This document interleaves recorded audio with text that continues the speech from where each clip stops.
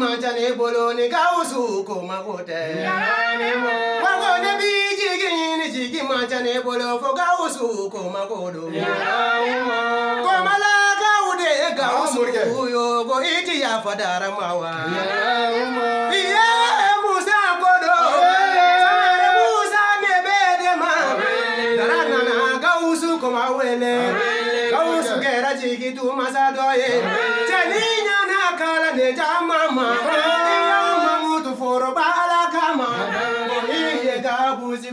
Mufo ninu jara kala ne chinine ja komanda ye kabi alakanda le do manga gausu koma yede bidunda nande ye gausu alaka si jandi ma si jandi kene ya bi alabolo ala kodine kara mama bi sani ne ga kulo gausu la ne bari ga de kara moko ye bawa sawolo de fuseninye salide nanga made kodo ali mata wola de fuse kodo fusenya na nesigiri darade ma singa ne somi koro jurula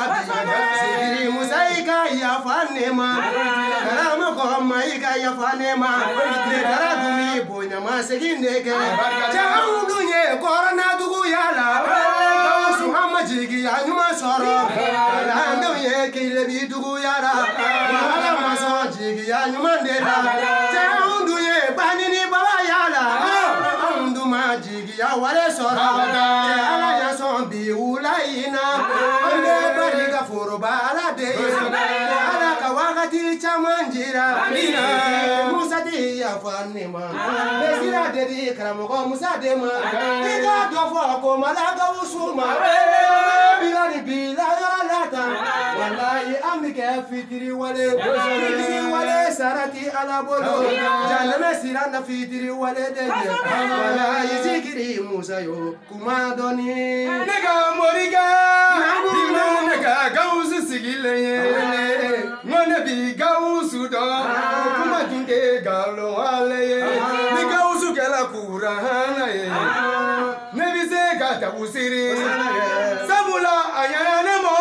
ayene soma boya donina gausu nyanane mo ayene soma boya lucha mana ikanye fanga gausu koma ye neka kuma gausu koma na asabutu ye kawale nyuma ye jeli ukajoka kuma ela asabutu ye warigo nadade ye horo kajoka horo nyotanu ati zorani kawale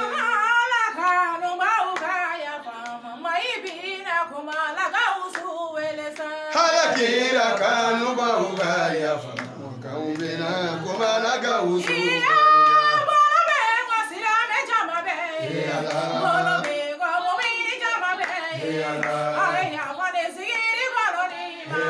sani ne ka manyuma garuda ni ka yini fama la de kane kisi shidana doro de nebi sinsini ala uto koyesa nebi sali ke kira mama dude mina dade kira mama dude adunai bono de kira mama dude kaga ya fane Kakiye boya masegido gausu kakiye boya masegido gausu komayo boya masegi file gausu kakiye boya masegido gausu